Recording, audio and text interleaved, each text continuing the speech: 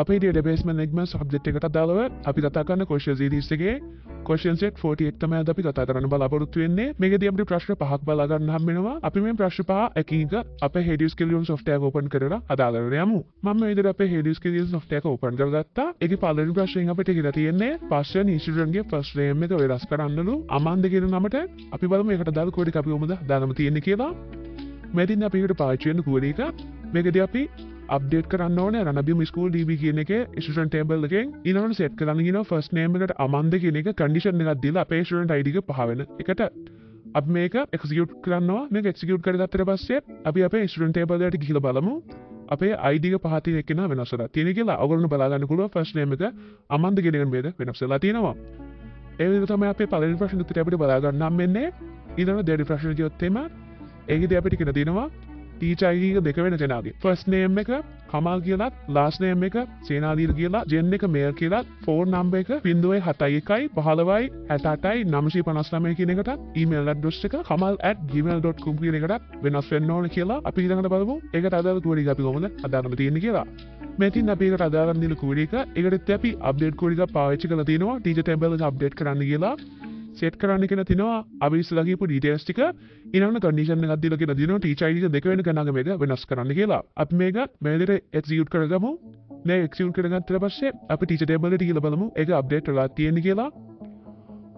teacher table එක කියන කෙනාගේ details මේ විදිහට update වෙලා තිනවා ඔයගොල්ලන්ට බලා ගන්න පුළුවන්. මේ විදිහට තමයි අපි දෙවෙනි ප්‍රශ්න උත්තරය අපිට බලා ගන්න හම්බෙන්නේ. තුන්වෙනි ප්‍රශ්නේ කියොත් මේක අපිට කියලා තියෙන්නේ රුවන් රාජපක්ෂ කෙනාගෙන teacher id එක හොයලා දෙන්න කියලා.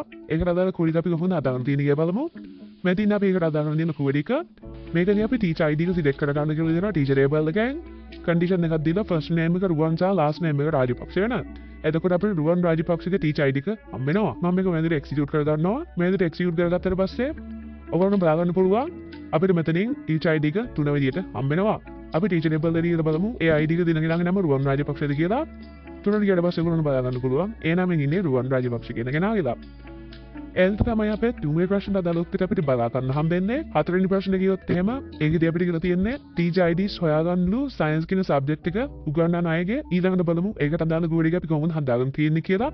ඉතින් අපි ඒකට පාවිච්චි කරන දෙන කෝඩ් එක මේකදී අපි sub queries එකේ පාවිච්චි කරන තියෙන්නේ. ඉස්සල්ලාම අපි teacher ID එක select කරගන්න කියලා දිනවා අපේ teacher ID එක අහලා දෙන නිසා teacher subject කියන table එකේ මොකද ඒකෙදි තමයි අපිට subject එකත් එක්ක relationship එක හදාගන්න තියෙන්නේ.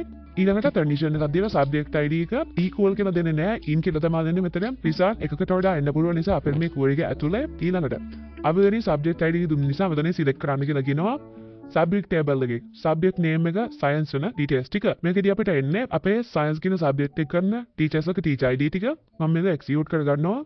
දැන් execute කරගත්තට පස්සේ ඔයගොල්ලෝ බලා ගන්න පුළුවන් අපේ මේ teacher IDs ටික මෙතනින් හම්බ වෙනවා. මේ විදිහට තමයි අපේ හතරවෙනි ප්‍රශ්න උත්තරය අපිට බලා ගන්න හම්බෙන්නේ. ඊළඟට පස්වෙනි ප්‍රශ්නේ කියොත් එහෙම ඒකදී අපිට කියලා තියෙන්නේ view එකක් හදන්නලු subjects ඔක්කොම ටික store කරගන්න පුළුවන් වෙන විදිහේ. ඒකට දාලා query එකට ගියොත් එහෙම මෙදින් අපේ ඒකට හදාන්න තියෙන query එක ඉස්සලාම create view කියලා අපේ view subject එකේ name දීලා තිනවා as කියලා අපි මෙතනින් අපේ query එක දීලා තිනවා. මේක execute කරගෙන මම මේක මෙතන refresh කරගන්නවා. refresh කරලා පස්සේ උගුරු බලා ගන්න පුළුවන් view subject කියන එක අපිට මේ විදිහට බලා ගන්න හම්බ වෙනවා.